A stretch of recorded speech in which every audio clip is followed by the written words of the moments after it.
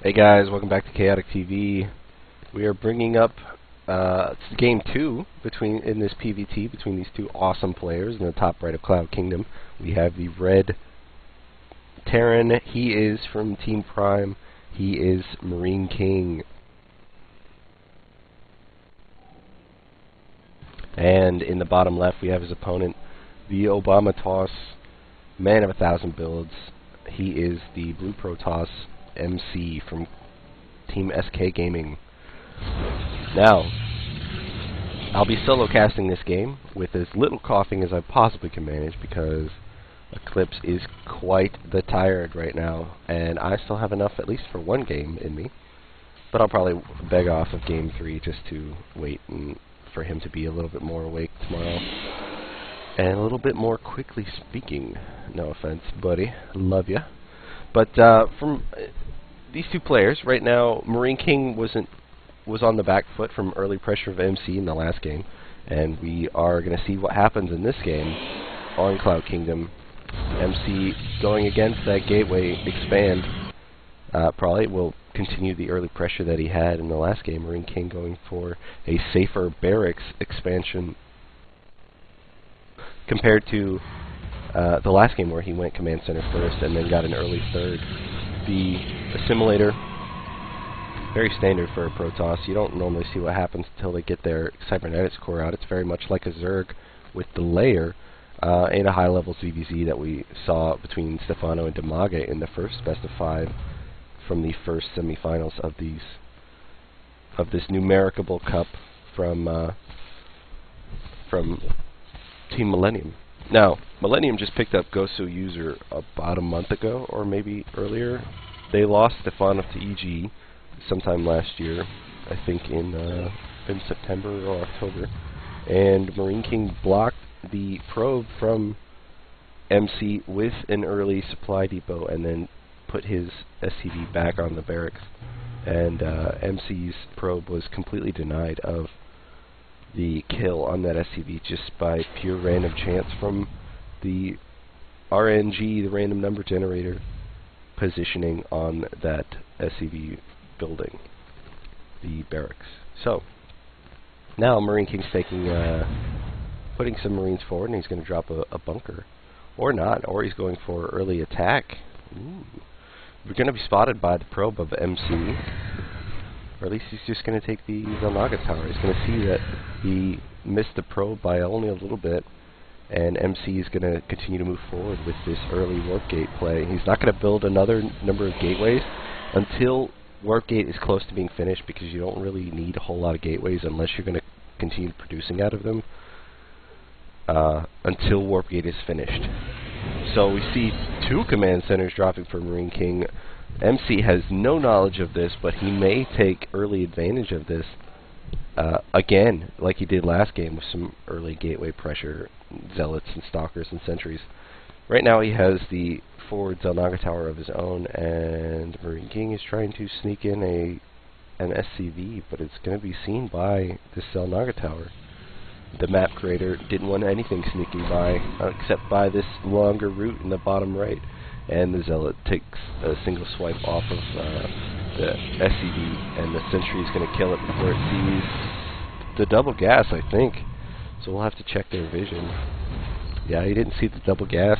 He did see the early expansion, but these 2 command centers are going to be able to flesh out the naturals mineral line very quickly, especially with all these mules.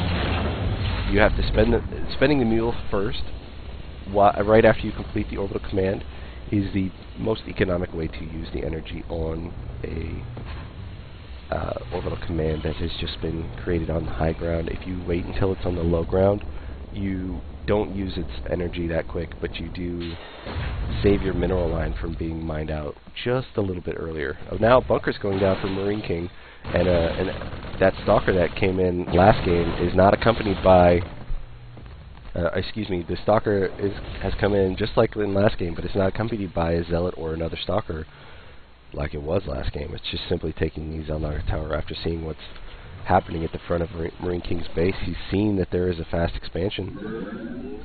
He saw the floating orbital command, and since it wasn't landed, it's not actually showing up on the minimap now in the Fog of War. But MC and MarineKingPrime's supplies are about even right now. The harvester count is even, and Stim is coming out for MarineKing, and Phoenix Play is actually coming out for MC. So he's going to build another Phoenix right now. He's going to get a number of 4 of them. I don't normally see this against against Terrans, but I'm actually a big fan of it.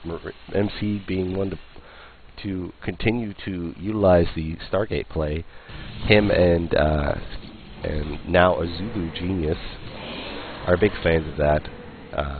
We don't normally see Void Rays especially anymore unless it's proxied because they are so slow.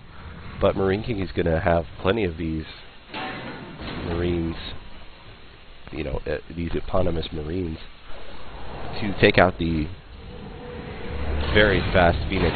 But Stim is not completely completed yet. That's redundant. But he does manage to get 1 of the Phoenix. And now they're just here to scout and pick off a building SCV while the Marines try to chase. But the starport is not finished yet. It won't. Will be switched with this reactor on the factory. But these Phoenix are doing what they can to pick off as many workers as they possibly are able. Only 2 so far. Losing a Phoenix to that, it's not exactly economical to lose a Phoenix and only pick off 2 SCVs, but with 4 Phoenix on the map right now, he's going to be able to pick off a number more SCVs where the Marines are able to get in there. And where are the Marines? Oh, they're all moving across the map right now. Going to do some counter pressure against MC.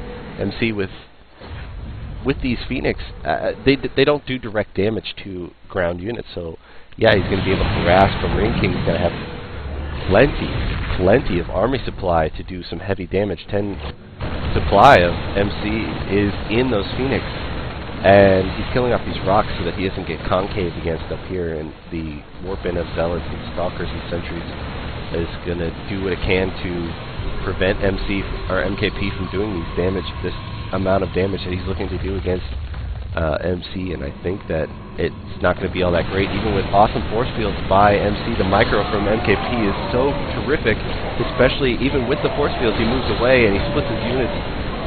It continued great force field use does pick off a number of the Marines from MKP, but the sniper fire, the single target fire of MKP picks off a number of these sentries, and the Marauders are what are left to take out the forces of MC.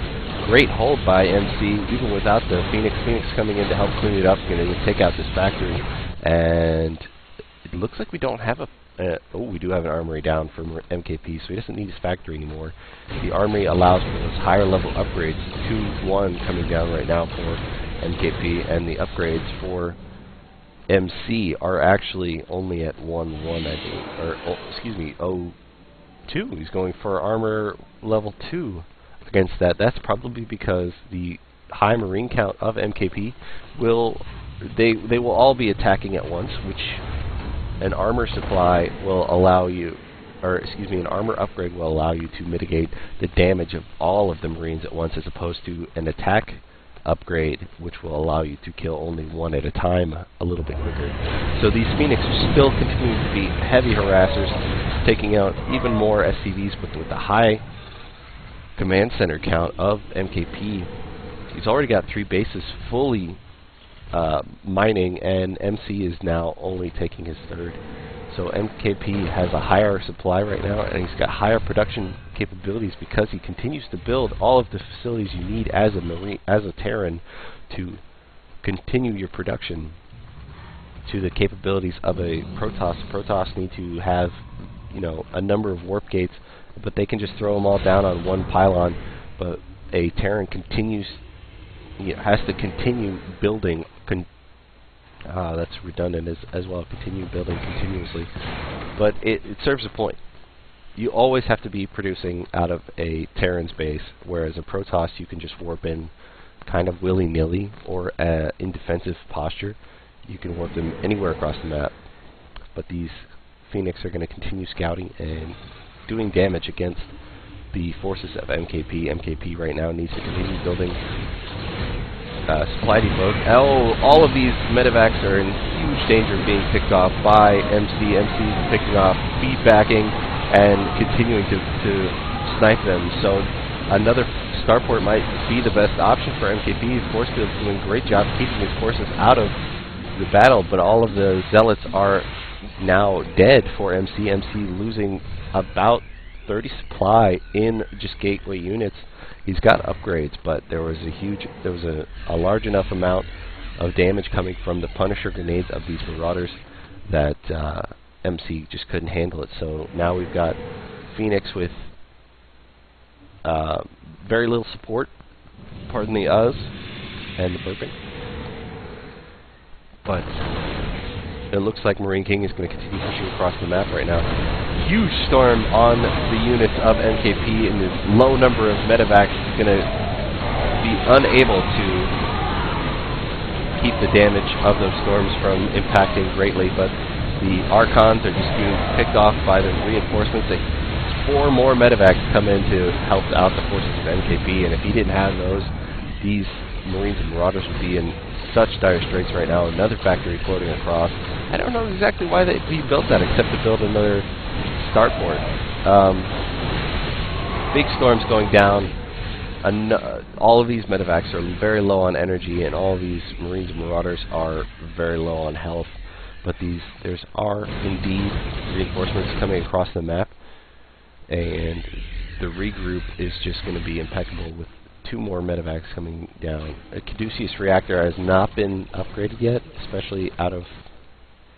Yeah, he does have... He has 2 reactored starports instead of 1 with a tech lab to research that Caduceus reactor, which gives them 100 extra starting energy. That will be painful against the Templar's feedback, but the micro of MKP is perfect, and it keeps all of these zealots melting away with these continued stutter step, and now the Archons have nothing to tank their damage for them, even though all of the Marines or Marauders are stacked up, which is perfect for a Marauder, for an Archon's attack, which does splash damage too closely grouped units, and now there aren't so many Phoenix to soak up damage and take out those medevacs, and MC taps out. Game 2 going to MKP, tying the series 1-1. These 2 top-level Koreans are just giving us terrific games to watch today. So we're going to move into Game 3 in just a second. From Chaotic TV, I am Chaotic, and I'm having a whole lot of fun. Hope you are too. See you in Game 3 in just a second. Cheers.